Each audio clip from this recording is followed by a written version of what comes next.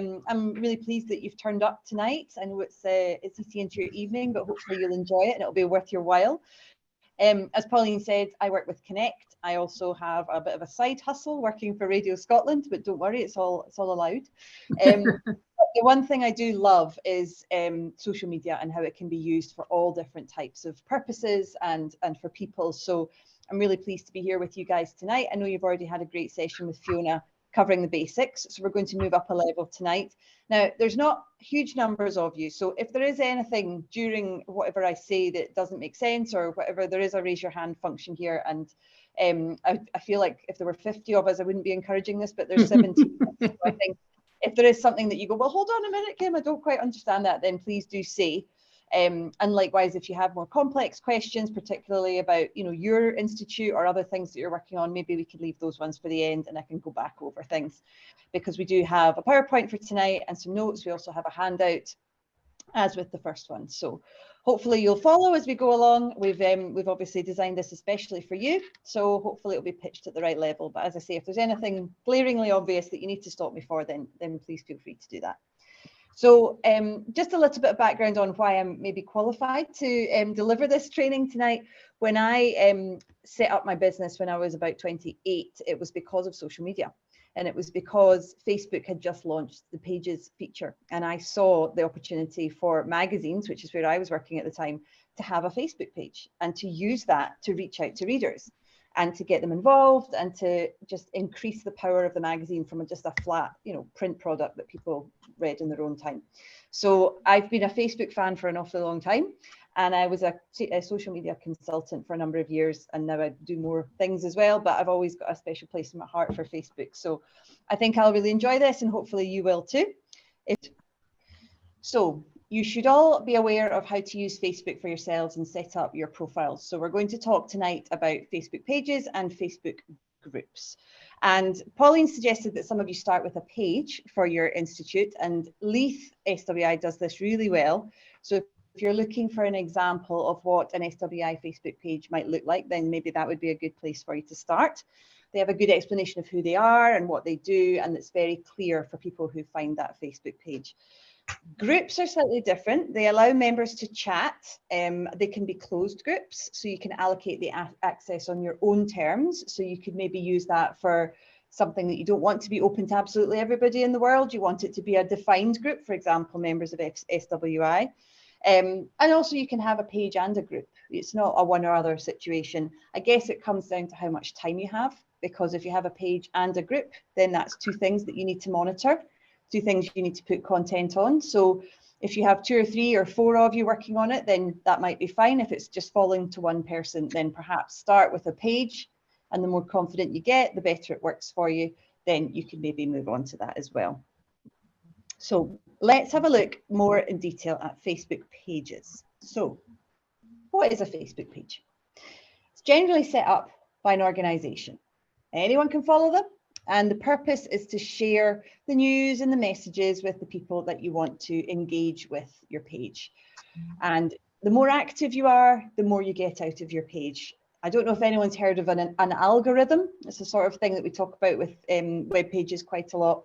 When you search for something using Google or any of the other search engines, it learns. It's very clever. It learns what you're looking for and gives you better results. And so Facebook has a similar way of working, where the more active you are, the more they give you points for that. And they say, well, they must be giving good content. They're putting lots out there. People are interacting. So you kind of get bumped up the list, if you like.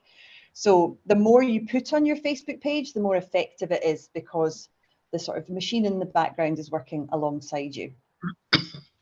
So that's a Facebook page. A Facebook group is a place where people chat a little bit more easily and they talk about their shared interests. So we've got a group here for SWI illustrated on the right there. It's a good way to get people talking about things. And when you have joined your group, then you start seeing information and content from that group in your newsfeed, which is hopefully something that you'll have spoken about last time with Fiona, when you've set up your profile and you start to see all the things that are coming up with the people that you follow.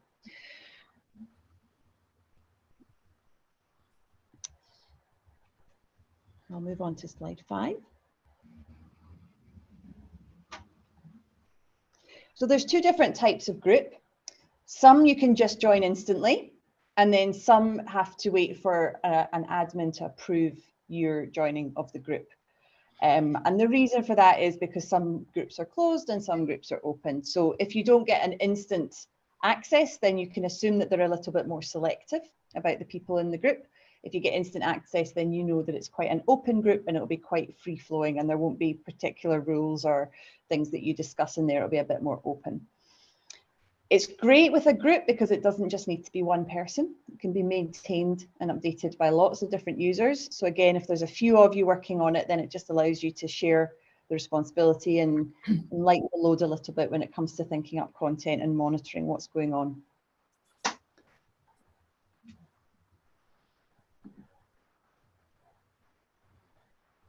So if you're looking to find a page, and this is really fun actually, you'll get lost in Facebook pages once you start to look at them. You just go into your search button, which you can see there in the top right, and you type in whoever it is you're looking for. So if it's a particular SWI group, or if it, page, or if it's maybe a clothing brand that you're interested in, or it could be a band. I mean, if you think about all the different people on Facebook, there's probably a page for every conceivable hobby, interest, and thing that you might want to know about in your life. And you'll probably have quite good fun discovering pages and finding things that you want to follow and engage with. As you get more into it and you start to follow lots of pages, then you might want to use this new tool that Facebook's included called Favorites. And that lets you prioritize the pages that are most important to you. So it might be that you're particularly interested in a type of a fashion brand. You want to know when they've got sales on, so you can make sure that you don't miss their messages. Or you might find that you've got 30 different pages and it's all just getting a bit much, and you might just want to follow the SWI page that you're actually looking. Oh, she's obviously got dodgy Wi-Fi where she is. Oh, I just got a message saying the meeting was being recorded. Is that okay, Pauline? Yes, yeah. Okay. You went off there, Kim. Oh. You went off. You're still off. I can't see you, or you've got dodgy Wi-Fi, obviously. There we go. See you now. But you need to share your screen again, darling. No, it's off again. Makes me feel better, this, ladies, that even the professionals can't. They yeah.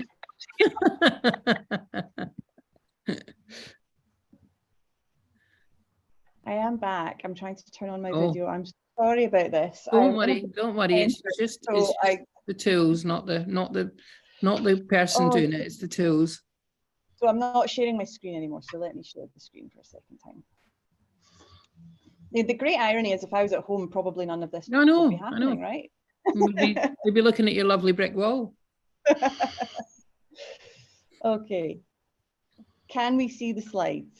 Not yet. It's coming, but not yet. Okay. Did you miss? Had you seen this slide before I disappeared? Yeah, we saw this. We just went off and no more. So you said that you were able to do favorites and it let you prioritize people and things. That's right. So we like that's all fine now. It stops you getting lost in the enormous numbers of pages that you'll be tempted to follow. If you want to join a group, you can search for the group's name similarly as you do with a page, and you'll have, the Glasgow SWI is the example there. So again, from your feed, you just click on the groups and you search for the name of whichever group you're looking for. And then there's that big blue bar that says join group. Simple as that. As I mentioned before, if you don't join instantly, you can assume that there's an admin who has to approve your request to join the group. If you do join immediately, that just gives you a clue that it's a much more open group.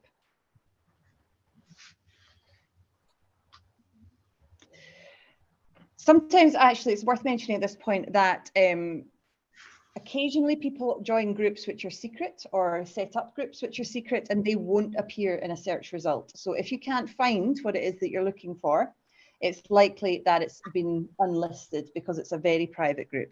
And the only way to join that is to get an invitation from somebody who's already in that group. So just watch when you're setting up a group for your SWI chapter that you don't make it that exclusive, because then people will not find you. So you just check with your settings, and we'll go into that in a minute. And also bear in mind that if someone is an admin for a group and they are sort of moderating who comes in or not, they'll be looking at your Facebook profile to make a decision on whether or not you come into the group.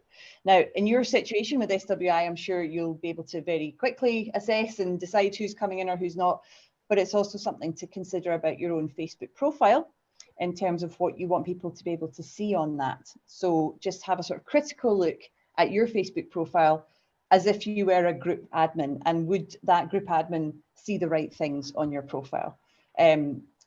It's not something that I need to really highlight with you ladies, but with others, and particularly with very young people who are maybe not as savvy and as aware of how people can judge them in the world of work. Some people set up Facebook pages just for a laugh, you know, just to chat with their friends.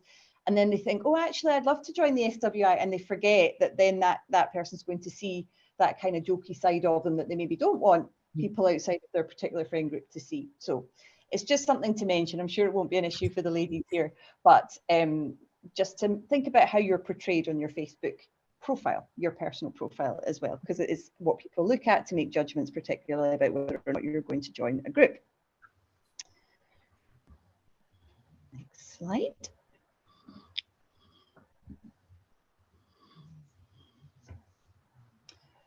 So here we have an example of the Mearns Mummies, which Fiona is part of, who delivered the first session here. And it's great if you want to join in. These groups are fantastic, and there will be groups for everything. They are almost like having a concierge service if you have questions about anything. And you can post anonymously, you can post as yourself, and you can just write the question and people can answer you. And it's such a useful tip. No matter who you are or what you do, whether you're a mummy or not, I know that I use groups for all sorts of things, and it's wonderful. It saves you searching endlessly through websites, and it often gives you a personal recommendation as well. So within a group, it's just to explain here, if you were to write the question on the homepage, that would go to everyone who follows you rather than on the group. So it's just about managing who sees what you're putting on Facebook there. So that's just tell us the distinction between homepage and group there then, would you? Kim? So if you were to go to, if you were to write the question or comment on the homepage, it would go into everyone who follows you. Yeah, that's if you're putting it on your profile. Yeah, so that's on your Facebook page, yeah? Yes, whereas within this, if you go into the group, it only broadcasts that question to the group. Yeah. So when you're in the group, it's only people in the group who see what you're posting. Whereas if you're on a page, everyone on the page and everyone on your feed will see that as well. So groups are just a little bit more private in that respect. Just out of interest, how many people use mobile for Facebook and how many people use desktop? So mobile, put your hands up if you use mobile for Facebook. Yeah, I don't use Facebook. Yeah, third to a quarter, and well, third to half. Yeah, that's interesting. Yeah, it's one of those things, isn't it, with mobile and desktop? Some things are exactly the same if you look at them on a mobile or you look at them on a desktop, and other things are completely different. And it's very, very tricky when you're trying to figure out how to use something when it displays differently. Facebook's not too bad, but there are some differences. So whichever you're starting with, I would suggest you stick with that until you get the hang of it and then use the other one. So if you're a desktop person, play around with that and get used to all the features first before you start using mobile, and vice versa, just so that you don't get lost, because sometimes it is quite tricky to think about which button to press and which bit is where. So that's just something that I would suggest when you're starting to get the hang of something, to stick with either desktop or mobile, whichever you're more comfortable with, before you switch to the other one, because things do sometimes move around. The other thing with Facebook is they're often updating the app, and sometimes buttons move and features appear and then disappear, and things just aren't where they were last time that you went in. And that's just the nature of social media, unfortunately. It happens on Twitter and LinkedIn and Instagram and all the other profiles as well. So I think for simplicity's sake, I would just suggest that you stick with the one way of doing it until you're confident, and then you can hopefully make that change without too many frustrating incidents. So let's talk about starting your own page. Is that something that everyone's interested in, or have a lot of people started a page already? I'd be interested to know how many people are about to start a page for their SWI group, or if they're, sorry, their SWI chapter, I should say, not to confuse you with the groups that we're talking about on Facebook. So who already has a page that they're admin of? So 1, 2, 3 people, 4. There's 5 of you now. It's half and half, right? Half of you have started your own page, and the other half are about to or would like to know about. Yeah. Would anybody like to share their experience of starting a page? Would anyone like to say whether they found it easy or hard, or would you rather not put your put your voice to this? Lynn, what about you, Lynn? Well, I would say it's probably a lot easier now than it was when I set it up. Yeah. Because you can now change between different sort of, I can change between the page that I set up, because I don't have a personal Facebook page. I can change between that and the Duffus SWI, and I'm admin on Murray and Nairn as well. So you can swap between them, whereas before, certainly on mobile, it was really difficult. Yeah, sometimes I'd be popping up as other people. But once you get your head round that it's a separate thing, I mean, I never use the Duffus Murray page now. It's just the Duffus SWI page because it's so easy to use. But I think it's a lot easier now than it was when I set it up. Yeah. I don't agree. And yeah, you don't agree. You had an issue last time, didn't you, Anne? And you resolved that, did you? Yes. It funnily enough, Pauline, it's fine on the desktop, and it's only on the mobile that I can't do things. So I started the Argyll Federation was 2016. And it was a doddle at first, and everybody I have about 4 or 5 editors as well, and it's worked very well. It was only this new thing when they gave me this new profile that completely foxed me. But you sorted it out, so that's fine. So I know I've now got 2 profiles, and I have to have the right little face, otherwise it doesn't work. But no, it's going well. I mean, it's a good thing, definitely. But it's just the fact that it's changed that befuddled me. Yeah. If things like that happen, I'm sure you would say the same, Kim. If things like that happen, just type into Google what's happening, because sometimes it might just be that it's a brand new change from Facebook. And everybody's feeling the same thing. Everyone's going, what's happening now? So always Google first, and then ask someone else. Google doesn't know. Yeah, what I would like to know is that maybe a group would suit us better, so that we can chat. Is it possible to change a page to a group? No, you can't do that. You can't just transition it over. But what you can do is you can use your page to say, I've set up a group, so come on over to that, and from now on we'll be operating on the group. So everybody and you can pin that to the top of your page, so that when people come in, they can see that this page is no longer running, but we've got a brand new group, so come and join us over here, so you can do it that way. Yeah, that's maybe what we'll do. Thank you. No worries. So thank you for both of you speaking up. That was lovely to hear a bit of your experience, because it's so true. They change features, and it does drive everybody a little bit crazy sometimes. And you're certainly not alone with that. So, but it's frustrating, like I say, when you're just getting the hang of things and then it all changes. So, so we'll walk through, even though some of you have already done it, we'll walk through how to start up your own page, and it may have changed since you did it. And if you're thinking about doing it, then you've got the benefit of these other ladies who've already done it, who can maybe help you if you're a little bit stuck. But hopefully I'll walk you through it and you'll understand how you go about that. So the first thing to say, before you start a page, you must first have a personal Facebook profile. So you cannot have a page without first having your own profile. And that can just be a basic profile. You don't need to put any personal details on there. It's just somewhere that you basically attach your page to, because you're the admin. So then you create the page, and this is how you do it. So in order to create the page, you go into the pages section. Now you'll see in this illustration to the right of the screen that there's a button there that says pages. It's got a little orange flag on it. So you click on that, and then there's the option to create new page. It's as simple as that.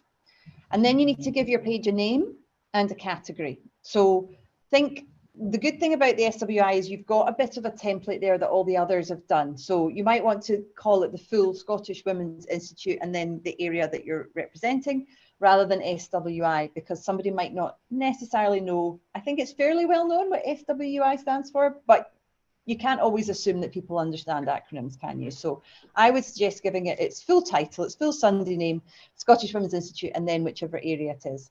And then you pick a category. So you've got all the options for the categories. And then you add a little bio for your page. Now, this is an important part because this is usually the first thing that somebody will see when they discover your page.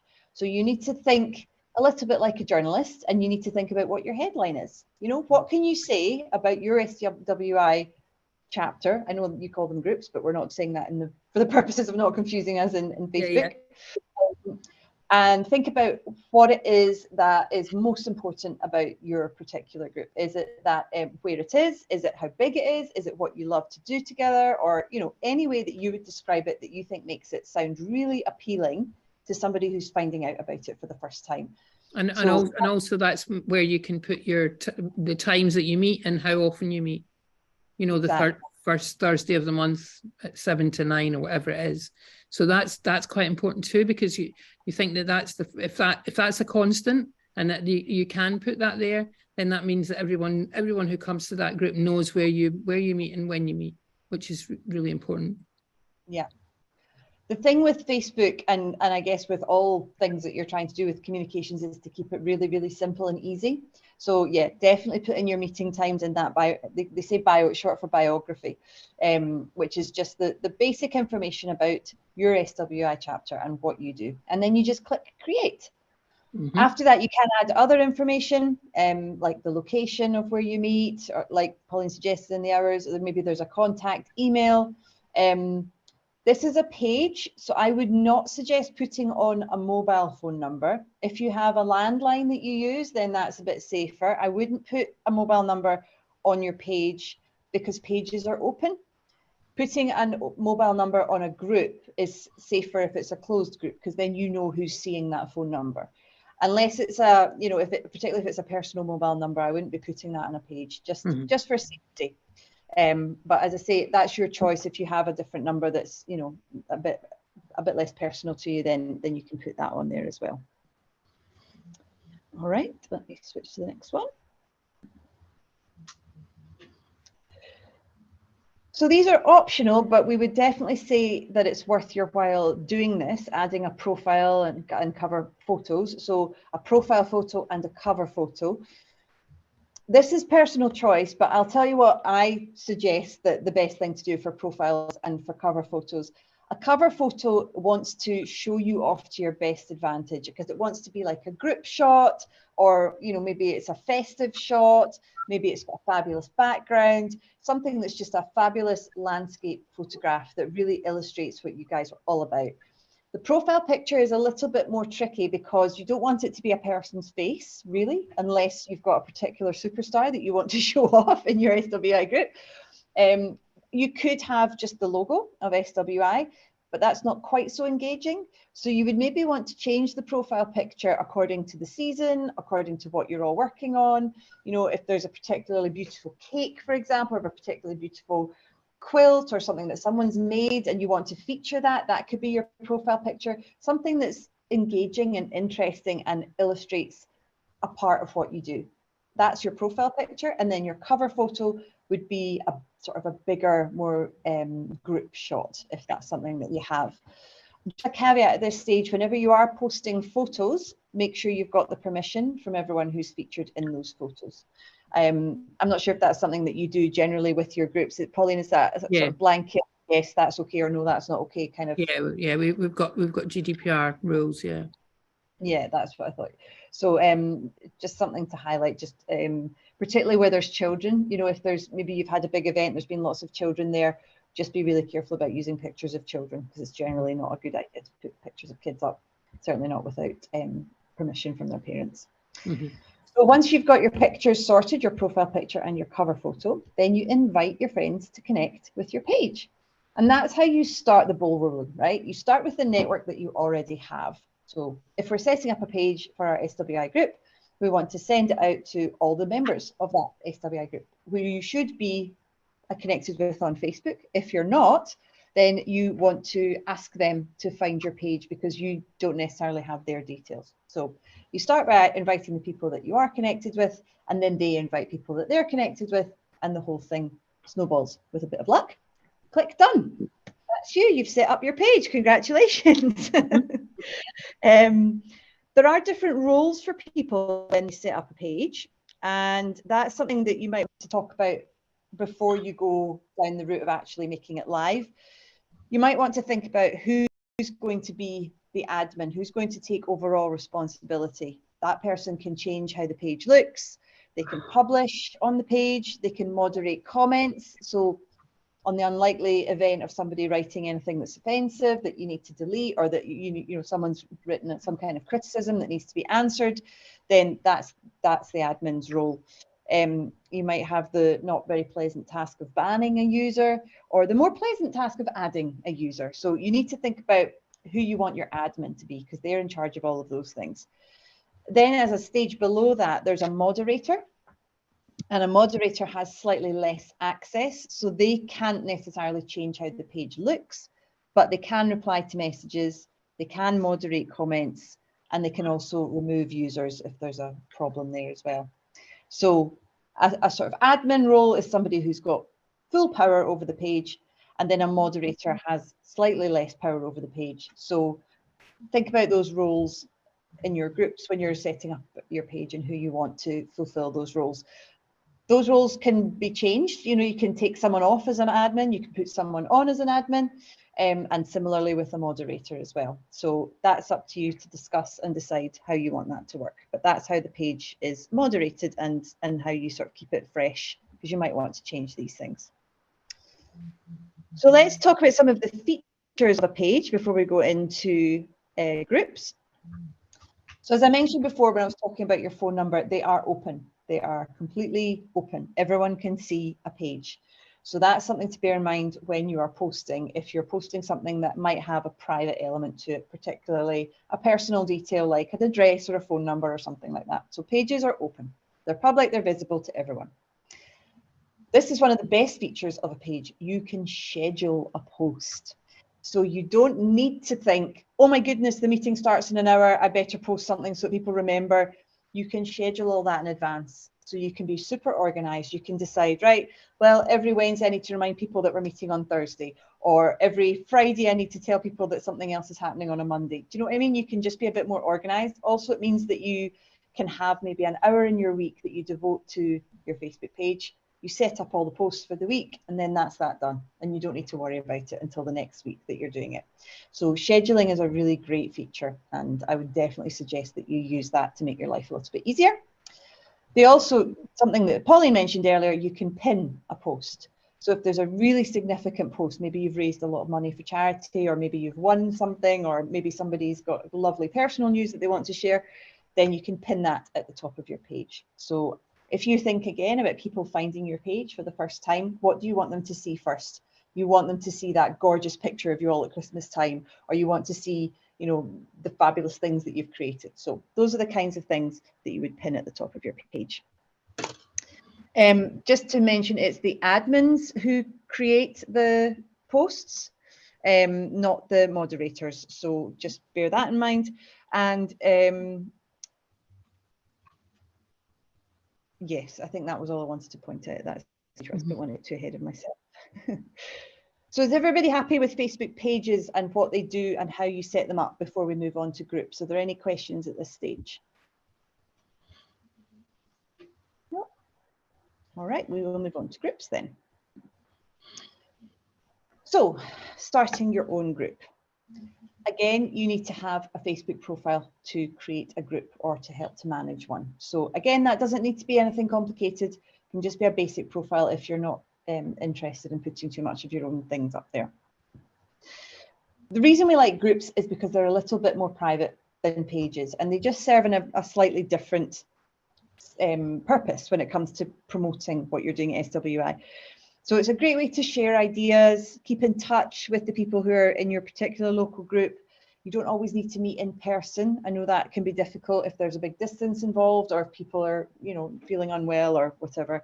And also it just lets you include people who can't necessarily meet up in person. So we're going to talk next about how you set up a group. Let's have a wee look. All right. Again, it should be quite straightforward. Has anybody here set up a group already? Would anyone like to share their experience like we did with the Facebook pages? Anyone set up a group? I think I'm probably the only one that set up. I set up quite a lot of groups, but no, none of you have, no? Okay. No. Okay, well, we'll walk through it step by step so that you understand how you would do that. So to create a group, you tap on, remember that slide I showed you before where it had the little orange flag for pages? There's a similar one for groups. You just tap the menu, you find your groups, you tap the plus symbol, select create group, and this is what it will look like here on the right. Again, you're going to name your group, so think about what that has to be if you're going to give it the full Scottish Women's Institute, or if you're going to shorten that to SWI. I would suggest you have a bit more license to just use the acronym with a group, because it's going to be people who are already engaged with SWI, so you maybe don't need to give it its full title if you want to keep it shorter. And then this is really important, decide on your privacy option. So you can make it private, and then you can decide whether it's visible or hidden. And I think it's up to you. I would suggest that you would make it private. It's a bit simpler to manage if it's a private group, because you've just got a bit more control over who's in it and what they do. So I would suggest private, but that is up to you. I would suggest private too, Kim, because that means that you don't have people coming in that are obviously not people that you would have normally in a group. They're not local, or they're guys, or you know, they're women with enhanced pictures or whatever. You know what I mean? I was trying to be polite about that one, but women with enhanced pictures is as good as it gets. That's very diplomatic, Polly. I like it. So yes, so let's just say we're going to make it private, and then you can decide whether you want it visible or hidden. I'd suggest on that one, I'd suggest visible, because you want people to be able to see you and ask to join, and then you can decide whether they can come in or not. Yeah, I'd say so.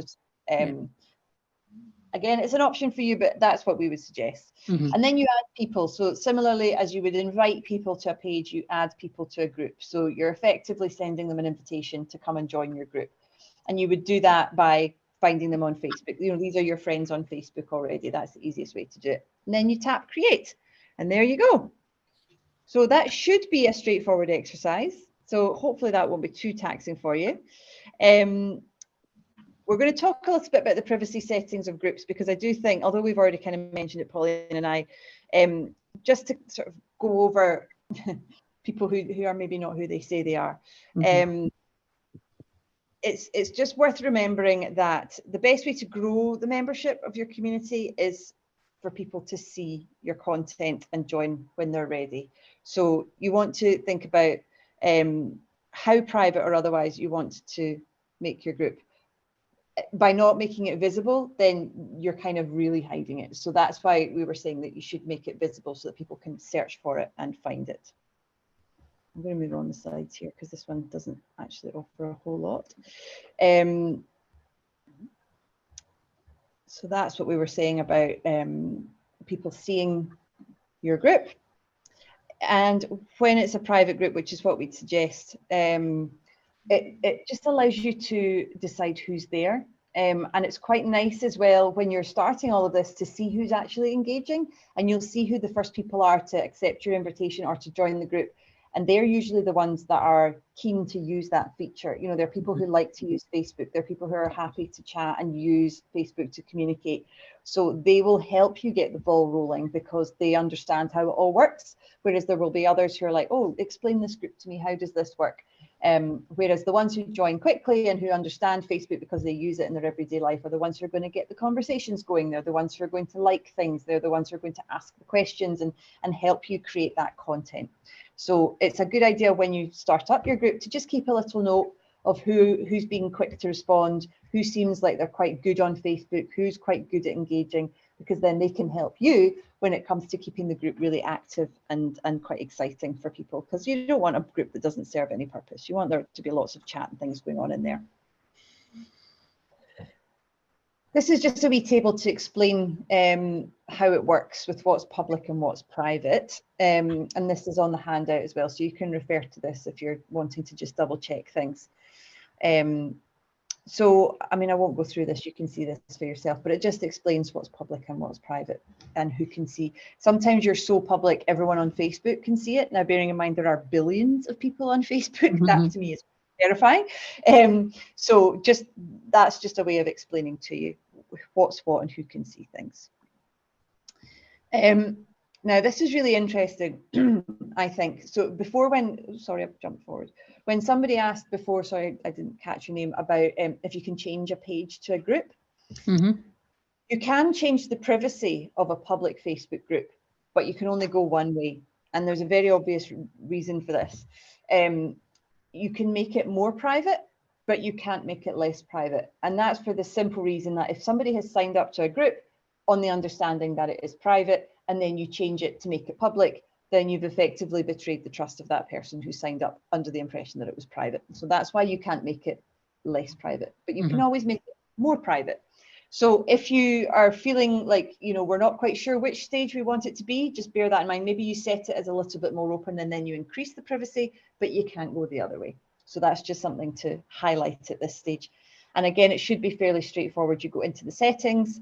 So feed, groups, select your group, then the settings in the menu, you click on privacy, and then you can change the settings in there and just click save.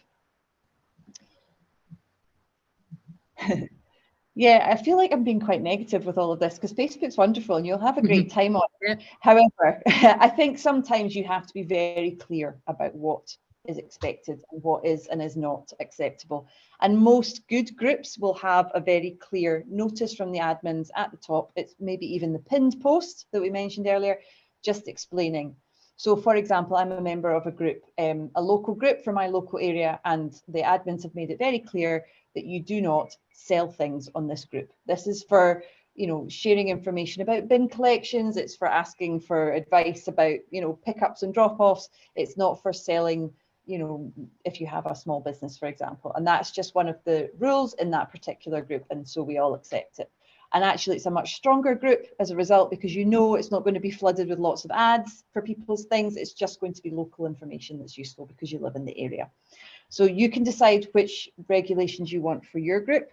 Very straightforward things would be obviously be polite to each other, be kind, no swearing, you know, things like that that just shouldn't need to be said and probably don't need to be said. But at least if they're there in writing, that lets you lets everybody know where they stand, doesn't it? So again, that's up to you, but it's quite a nice thing to have at the top of the group so that people understand what they're actually signing up to when they join a group. So you can send them a group link, or you can share the link at an in-person meeting. And I imagine you'll be doing both, depending on how happy your members are with Facebook or otherwise. And if you have regular in-person meetings anyway, it'd be quite nice to just tell them, we've got a new group, this is where you find it, and maybe talk them through how it works as well. So those are the two ways that you can get people to join your group. So we've got about 10 minutes left. I think, let me just, sorry, my mouse has decided to dance all over the screen here.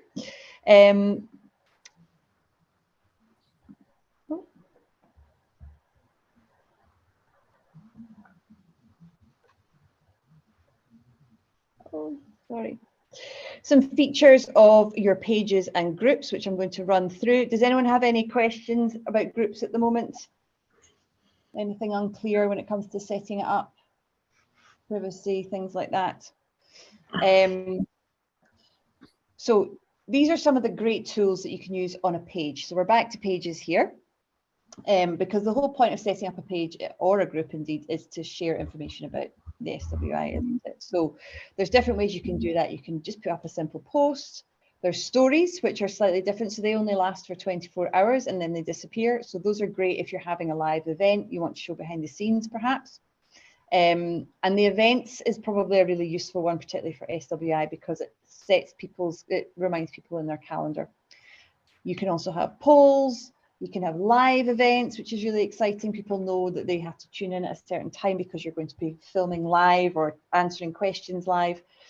And then there's the stuff that I love, the really geeky stuff, the insights. So you can go behind the pages or the groups and find out what's working and what people are responding to, how many likes you've had, how many comments, what time of day is working best for you, if people are really active in the evening or if they're checking at lunchtime. All that information will be in your insights. You'll be thinking about how to grow your page if you've just set it up. So as well as inviting your friends, there's other ways that you can do that. So you can post as the page in groups. Now that sounds quite complex. We've just talked about the two things as different things. If you think about when you're engaging on Facebook as yourself, you're using your profile to do that. You can also engage on Facebook as your page. So you can comment as your page. So if you want to comment on other institutes, for example, or other sort of groups within the SWI, you can do that as the page as well as yourself. And that's a good way of sort of cross-pollinating. The more active you are, the better. The more common your comments and your shares and your likes, the more obvious it will be and the more it will pop up on people's feeds. And managing the communication is always a good idea, but it does come down to how much time you have. Lots of different voices, lots of different types of pictures, videos, polls. It just keeps the whole thing interesting. And also do keep an eye on when your audience is active. It may suit you to go on first thing in the morning and put loads of stuff up, but you might find that everybody else doesn't really check it until after dinner. And so you need to kind of match those things up for best results. Oh, was that a question?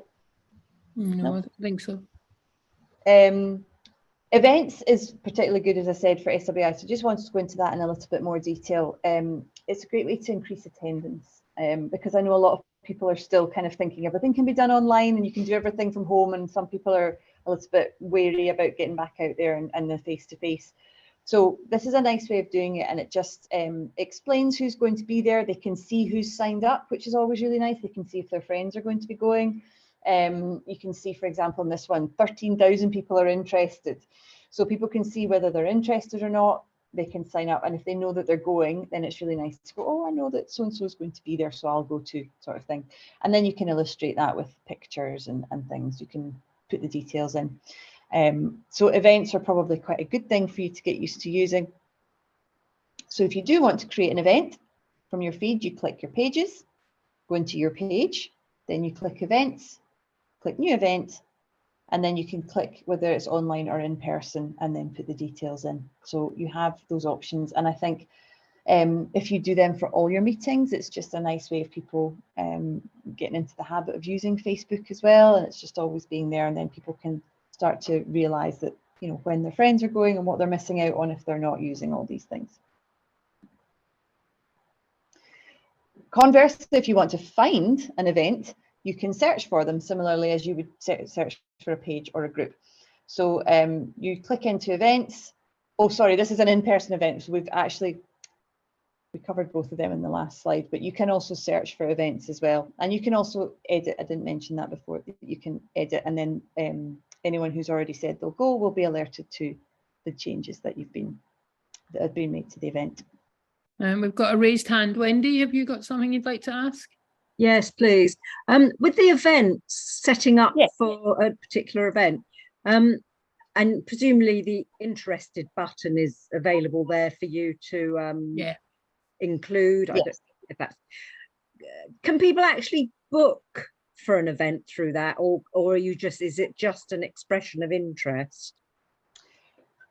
You can't, if you mean book as in pay, it's more if you're going yes or no. There's interested, and then there's yes or no. So you've kind of got those three options.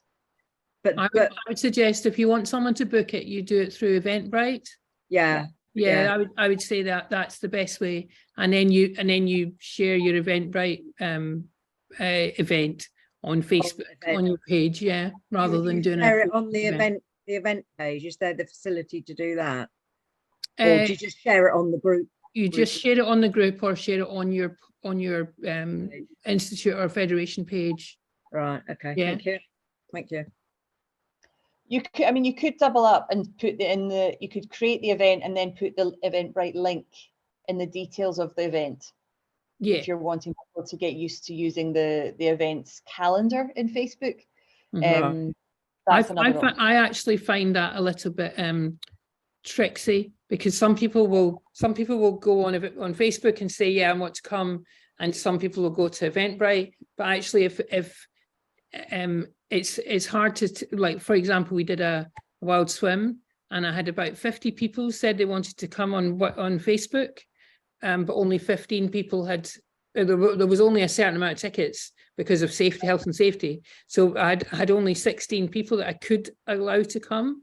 So it was like, oh, right, okay. So I've got one set of loads of people coming, and I've got one set of people that I knew had signed up, and I kept having to go on Facebook and saying, if you haven't already signed up, you're not signed up. You know, so it was a little bit tricky, that one. So I would suggest, because your Eventbrite will be free for you anyway, so I would suggest just using that and actually not using Facebook events for that. Thank you. My point of view there. There you go. Yeah.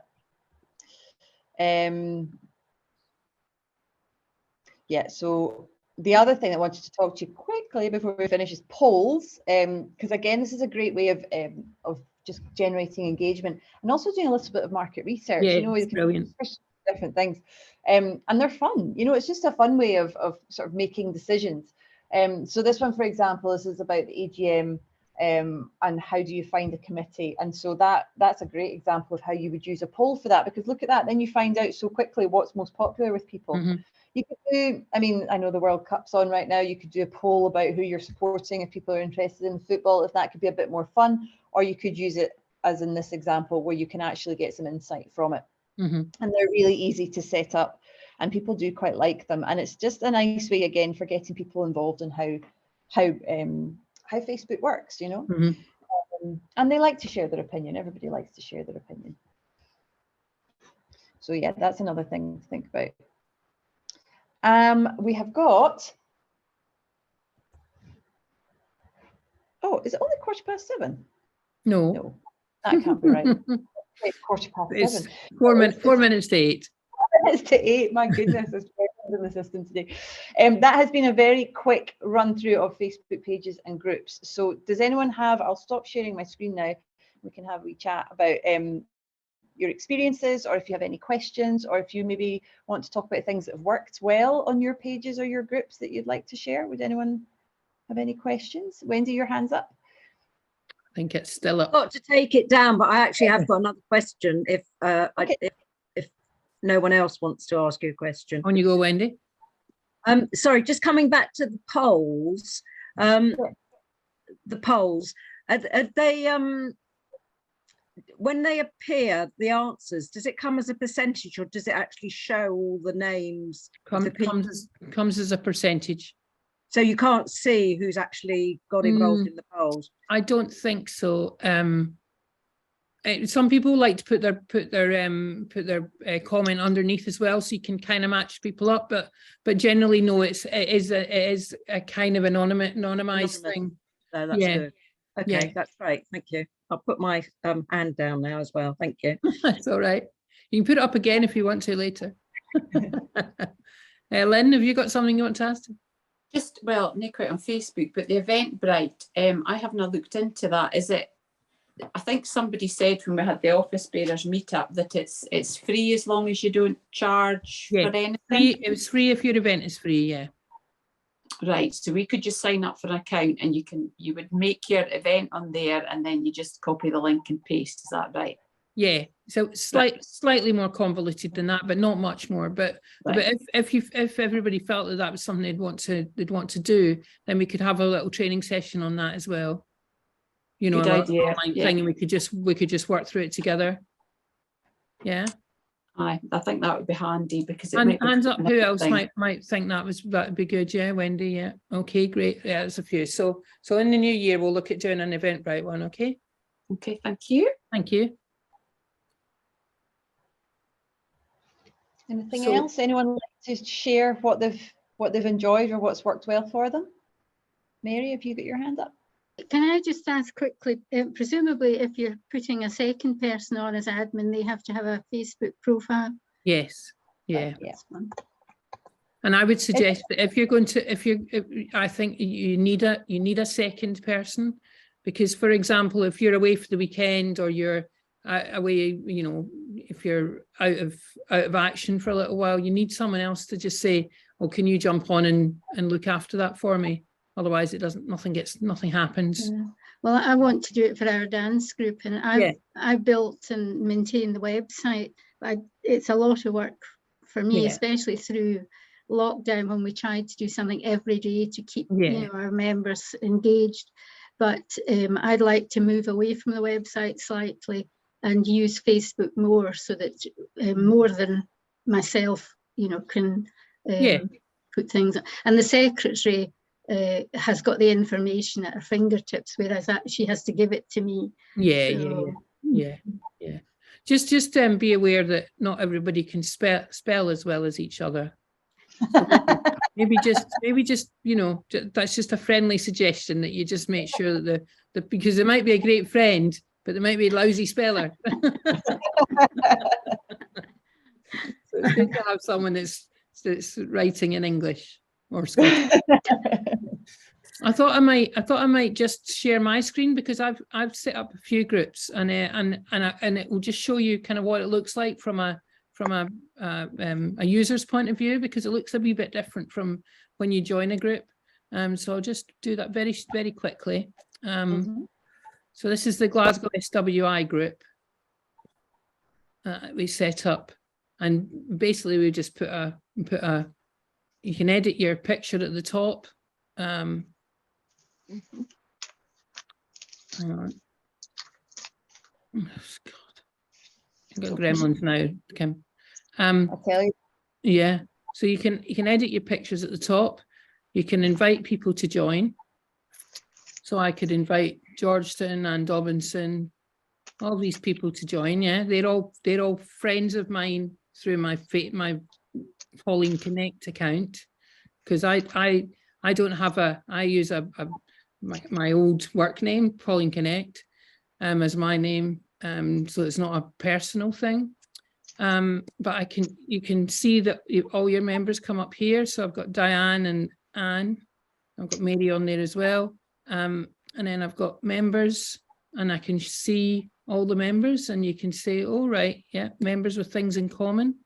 So those people know each other. Great. New to the group, and you can kind of look at you can go on and look at people, check them out a little bit, say, is that the person I think it is?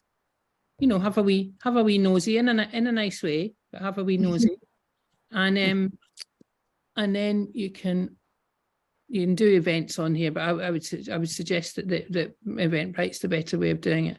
So you can see that I've got things here that says add friend. Now these are people that have come that are just they don't know me at all.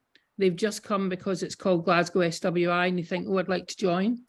So I'm not going to add them as friends, because they're not a friend of mine, and they're not an acquaintance through SWI or anything. But you can see the amount of people on there that have just come direct to the page, to the group, which is quite interesting. And then I'll just show you. I've got down the side, I've got all my groups. So I'm a member of all sorts of different groups. So I've got groups that I manage, and then groups that I've joined. So the groups that I've joined are the ones that I share all of the things from my group to. So I was looking to say I've definitely got something on here, but it's obviously there's a lot of action on that group. So so it's a wee bit further down. And then where are they? Groups. So groups that I manage, I've just set up a new Inverness one. We're just starting that. So at the moment that's in its infancy. So that's got 3 members, one of which is me, one of which is Asmita in the office, and one of which is Liz in Inverness, member in Inverness. So we're just starting that one. So we're just populating that with a few different things to sort of give it a little bit of background so that the person coming to it isn't coming to an empty page. Yeah. So it's got a few different things. It's got its own banner, a little bit of explanation. We've got a little bit about the Christmas quiz. We've got a little bit about our online events, and we've got a piece about who we are and what we're going to do in Inverness. And you'll see in the about, it says who we are and what we're going to do. Okay, and you'll see we're private and visible there. And then the other main group that we've got is the Scottish Women's Institutes group, and that's got 1,400 members. And this was started during lockdown, and I started this basically because I felt that it would be interesting for people to be able to talk to each other and to post things that they wanted to say to each other, and messages, etc., etc. So really that's what this does. It's a kind of member swap shop, if you like. And the other good one is Roxburghshire they've got a private group which is a what's it called, swap sell and buy. So it's just members swapping and selling things between each other, which is really nice. It's a nice use of a group, because some people don't really know what to say on a group. They might want to send there's a lady on the main group, the main SWI group. She sends hugs on her Tuesday or whatever it is, and other people are asking for recipes, or they're sharing recipes, or they're sharing pictures of things. But some people, there's maybe I'd say about 10% of the 1,400 actually actively use that group. But there's other people that would be interested in looking at other things. So you just have to keep populating it, and it's getting to them. But and then they'll comment on things, but they're maybe not active posters, if you know what I mean. So you do have to have a wee bit of work on that. You need to keep using it and keep feeding it, just as you would a page. Yeah. Well, I look forward to seeing what you come up with. I look forward to the new pages and the new groups, and I'm sure that Pauline will be able to help you if you come across any gremlins. They do seem to be featuring this evening. So yes, they do. Yeah, no, if you've got any questions at all, you can email me. So I'm pauline.burnett@theswi.org.uk, and you can tell me if you got on well, or if you've got an issue, and I can help you sort it out. Yeah, because we're keen for you to all enjoy Facebook as much as we do, and get as much out of it, and use it to the best you can. Well, thank you for having me today, ladies. Yes, thank you very much, Kim.